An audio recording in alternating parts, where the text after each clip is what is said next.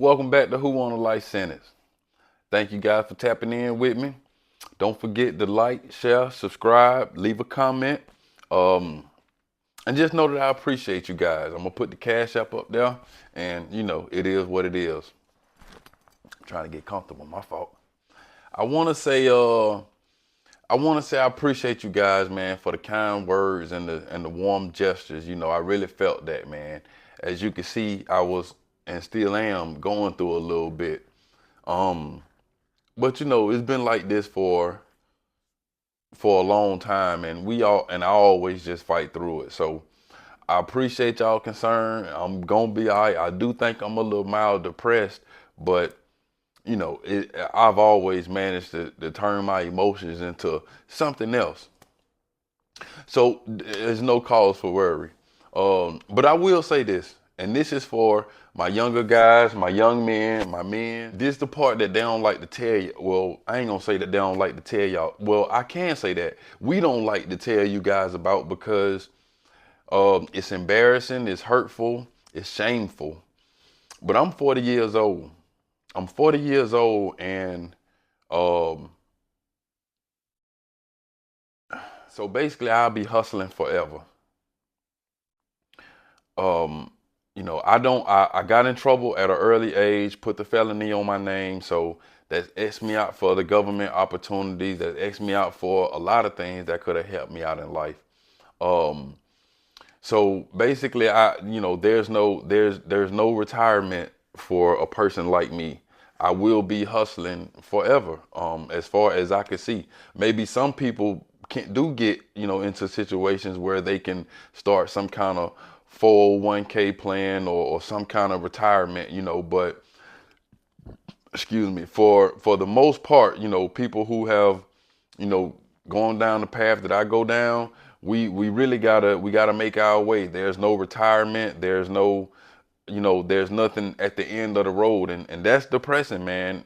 You know, if you've ever went in Walmart and saw the old people greeting people, that's what it looks like. And I mean, I'm saying this because okay, so um, neither one of my parents retired. You know, neither one of my parents retired. My mom is more than 60, and she worked today. And there's nothing wrong with working at an older age, but I think if you should work at an older age is because you want to, or you just don't want to be sitting around the house and letting your bones get old, and things of that nature. You shouldn't have to work when you're a senior citizen. And on the other hand, my wife's both of her parents are retired, so I can just see the difference. They it's a relaxation. It's a burden lifted. You know what I mean? To not have to be out there with the hustle, the same crowd, you know, and but still be okay. Not to mention, again, like I said, I'm 40, so I could have retired a 20-year retirement already, once at least. I went into the system at 14. So from 14 to 24, that was 10 years. From 24 to 34, that'd have been 20 years. So had I dedicated something to something worthwhile for 20 years, then I'd have been already retired maybe 5 or 6 years ago, and still been okay. So imagine, like, I still got my youth, I still got, my mind, my senses. I still want to do the young kind of stuff and already retired. But again, it just leave you in a situation where that, like today, I ain't make no money today. And that's okay, because that's how it goes sometimes in the entrepreneurial world. Um, but again, like, it's serious bills. If you don't figure it out, guys, it's gonna be real bad for you. And like, again, I've told you guys, I've been homeless twice. And when I say homeless, I'm not talking about like just in the sense of the word, like not having my own physical address, or living on someone's couch. I'm talking about sleeping under the bench, sleeping on the bench under the stars.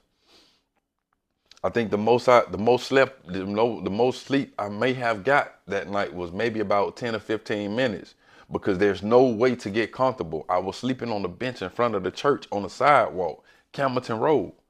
So there's no way to get comfortable like that. You understand? And if you guys don't figure it out, then the streets will be waiting for you. Even me, at one point I thought I had it figured out. I opened up a warehouse like with the stuff that I do now. I opened up the warehouse and man, I was doing damn good. Uh, like so my rent at my warehouse was $2,000. That's excluding my mortgage, right? My mortgage was only about 1,200. So those are just two bills. That's like 3,200 in rent and mortgage. And for a short period of time, my wife wasn't working. Now we've always done it together. She always helped me out. But a lot of time we was getting, a lot of that money just from the business. So not only, and those are only just two bills. So not only were we taking care of the main bills, but all the other little stuff too. But even outside of that, I had enough money. I bought a brand new car. I'm talking about when I say brand new, brand new. If you ain't never had a car in ship mode, then you ain't never had a brand new car. You understand? Nothing on the dashboard works. You see what I'm saying? That new, everything's still in plastic. You got to take it out of ship mode, meaning it's being shipped to a different country. So I bought a brand new car. When I got my car, it had about 6 miles on it. So bought a brand new car, bought a brand new. The truck wasn't brand new, but it was a brand new for the year. Uh, so and those were just newer ones. I bought little beater cars too, and bought all kind of stuff. Man, I went exotic, right? So was actually making good money, decent money, and not knowing how things will end up going in the future, you don't put that money up and you don't do the responsible thing with the money.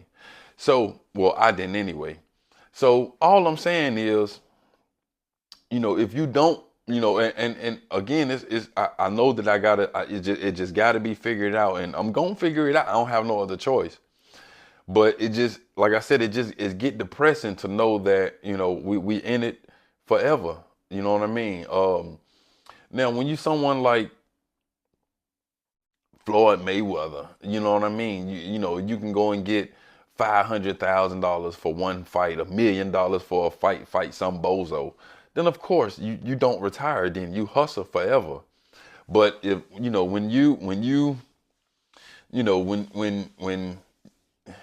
when your hustle not on that level, and you gotta keep, everything that's produced come from, you know what I mean, your hard work and your thoughts, it's a different level. So I just want you guys to be mindful of that, man.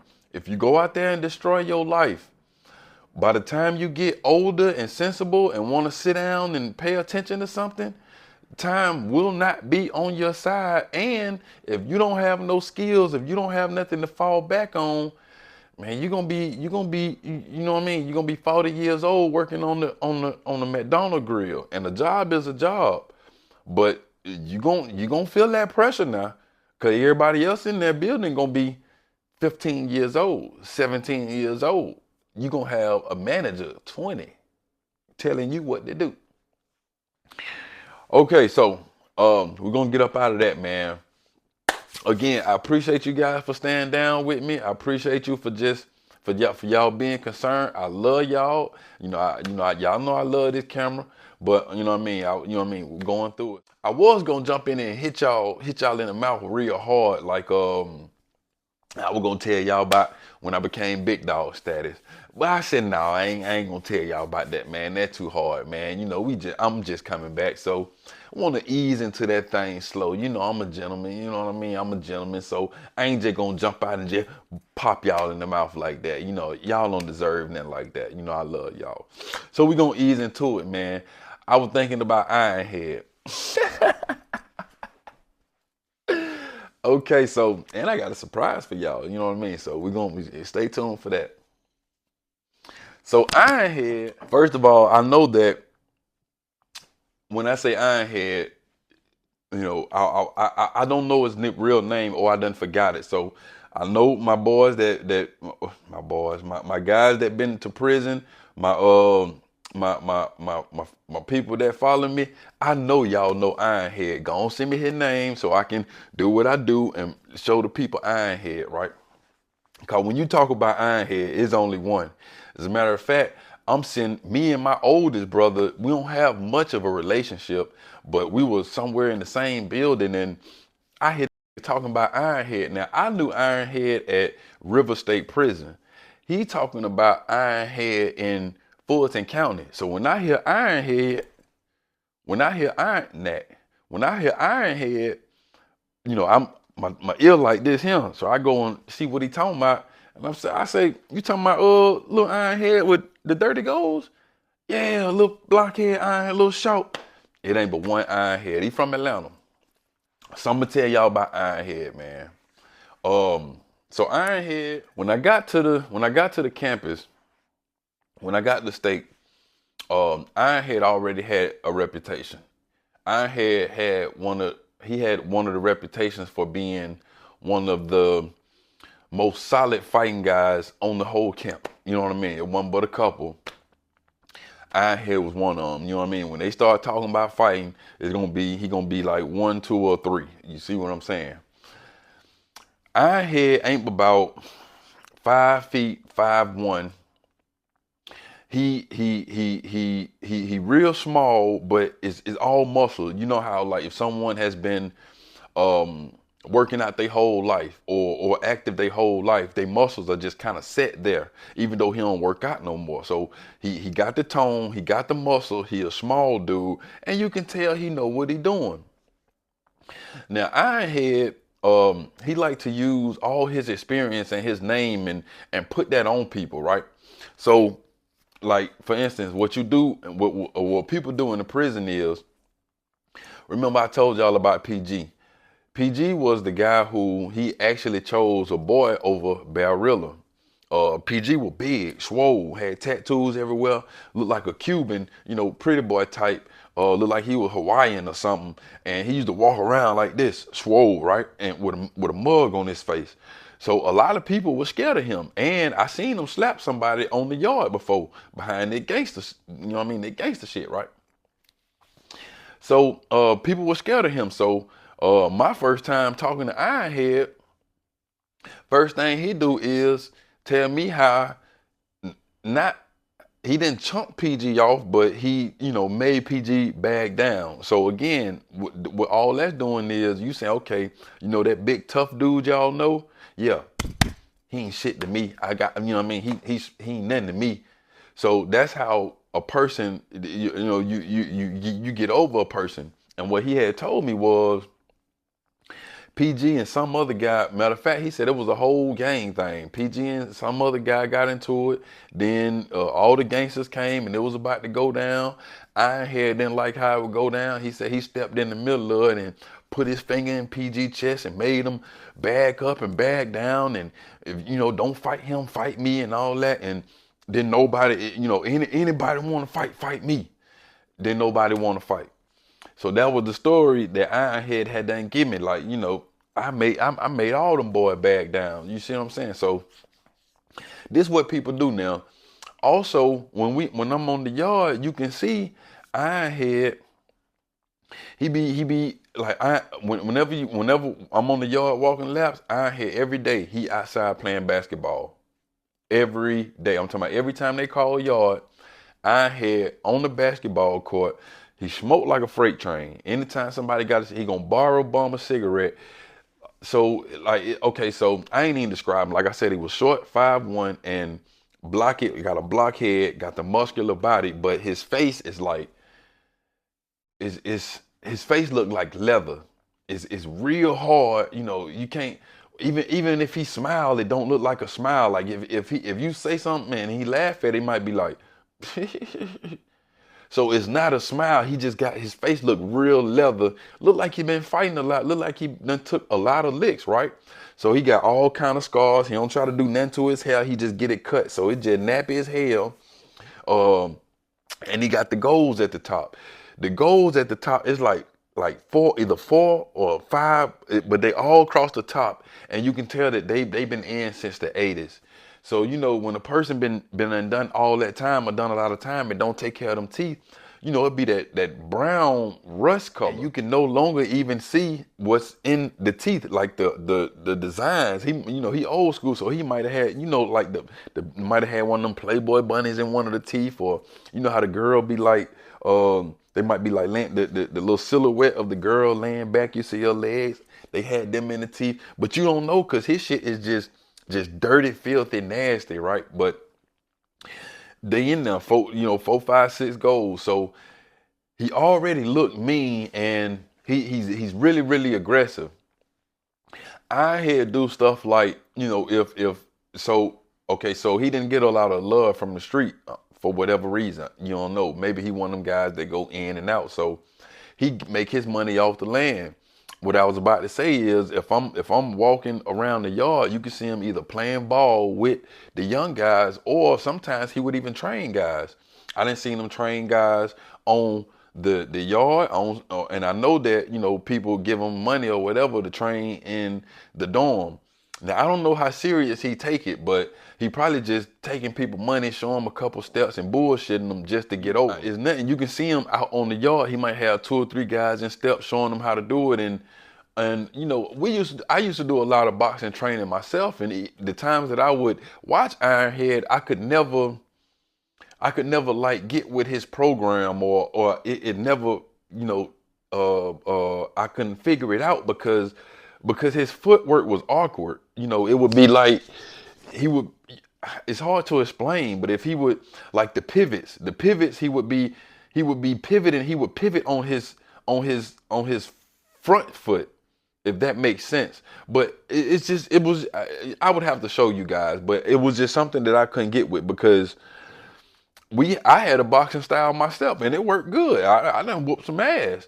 But it was most of a lot of the boxing style, like only thing we did on our front foot was like use it for the jab, like knowing where the jab gonna go and all that. But the power was gonna come from the back leg and the hips and all that. So the front foot we ain't put that much emphasis on, but all his pivot came from that.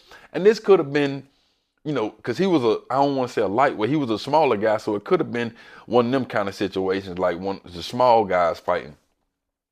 So Ironhead, the type, he want everybody to know his reputation, know who he is, just kind of not question it. Like I done seen him, he's done it to me, and I seen him do it to other people. Like even if my dorm if see, I keep getting caught up in the loop with the thoughts. He don't get any love from the outside, so he live off the land, which means not only do we train people, but like when we get ready to go eat, he'll do wop too. A doo-wop mean if like you go through the line and get your tray, because there's always an officer standing like in the middle of the floor watching, making sure nobody get a second. That's a doo-wop, a second tray. And most people, you get your tray. Well, people who do wop, people like Ironhead, they'll go get their tray, take it to the table, and when the officer not looking, they sneak back in line. So the problem is when you go get into the back of the line, because you got everybody sitting there waiting to eat. So you got to get to the back of the line. You ain't finna eat twice before I eat once. So in that time, with you going all the way to the back of the line, if the officer is looking over the cafeteria and see a tray right there just empty, they gonna go get that tray, slam it in the garbage can, boom, and throw it in the window.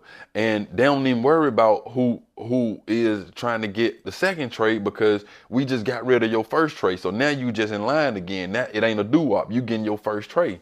So that's the problem with the doo-wop. So instead of getting in the back of the line when you doo-wop, you got to drop your tray, then you got to cut and get to the front of the line so you got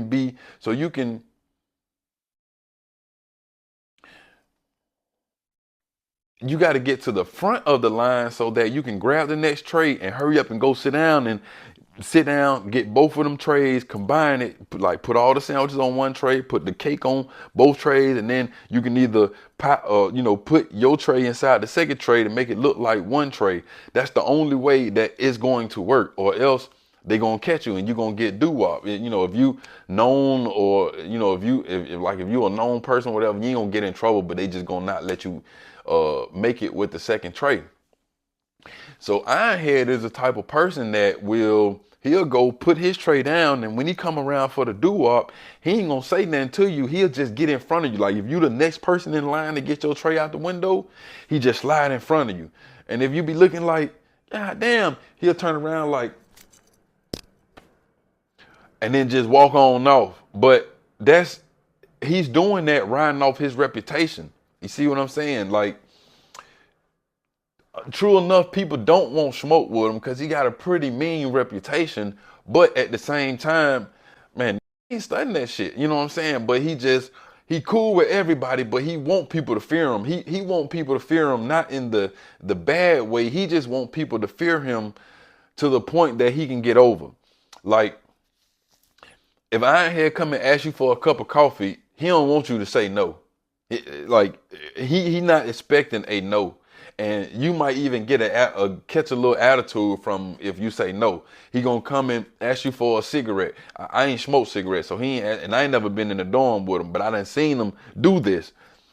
Anybody he get with, he gonna, you know what I mean, he gonna put that aggressiveness on them. So I done seen it done. I done seen it done numerous of times, right? So now I done told y'all about Ironhead. Man, listen.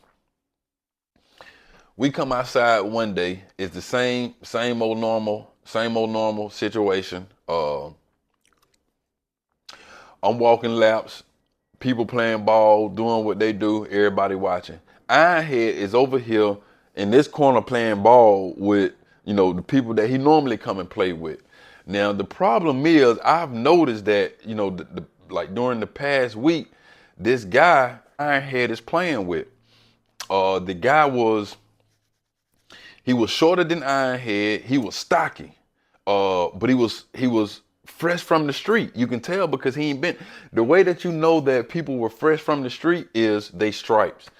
Like when you get fresh stripes, when you just coming in prison, your stripes are like really blue. The blue on your stripe is like really blue.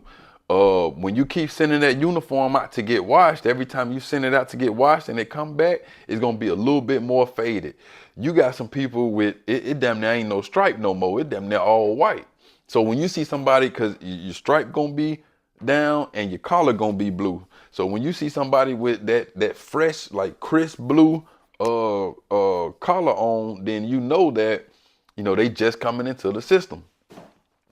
So the little dude out there playing, he got fresh stripes on, boots, fresh polish. So you know that he coming straight from the street, which means he don't know anything about Ironhead's reputation. This is the problem. Man, like the first couple of days, they had been playing basketball, and even as you see them, like even as we walk in the laps, and you can see them, they'll get to arguing, going back and forth, squabbling about this, who ball it is, who hit it out. Ironhead trying to do this. The little dude was on Ironhead, like he was just all over Ironhead. Ironhead couldn't make a layup. Ironhead couldn't pad the ball, and Ironhead already older. He got to be 50 some years old, but he moved good. The little dude won't give Ironhead no room. No room. It get to the point where the little dude, Ironhead, I'm watching this as they keep getting aggressive. I stop walking and watch the basketball game. Now, what also happened is when you got people also watching, you know, Ironhead, I done gave, well, other people done stopped too, but we done gave Ironhead an audience, and he is used to running the show. But this young dude don't know nothing about Ironhead, don't give a damn. As a matter of fact, while they were going back and forth, and they got to arguing, the young dude said that, man, you supposed to be this and you supposed to be that. I don't care nothing about that. I don't care nothing about that boxing shit. That boxing shit. I don't care nothing about that boxing shit. So he had done screamed that one or two times. Man, by the time that they got, you know, by the time the tension had done built up and they decided they just gonna go on and handle it on the court because they in two different dorms, we watching. Ironhead this. I'm like, Ironhead went up for a layup. The little dude jumped and like damn near grabbed Ironhead whole body. They fall in the grass. Ironhead get up, want to fight. Talking about, yeah, let go. Talking about, yeah, let go. And Ironhead, he did the same thing. Like he put up the set and you could see the coordination. You could see where he at and he getting ready to do his boxing thing. Man, that little dude like a praying mantis. If you ever seen how fast one of them praying mantises grab some stuff that's unsuspecting, Ironhead got his guards up like this. The little dude just closed the gap so fast, and he belly to belly Ironhead. He closed the gap so fast and got his arms all the way around Ironhead. Just shoot, grabbed them like this. I'm talking about they back to back, and man, it was so fast. He just it's not a lift and put down. It's basically just a spin. You spin around, and when you spin around that fast, it'll take the person off their feet. Man, he spun around so fast with Ironhead, took Ironhead off his feet and belly to belly, slammed him on the ground. Boom!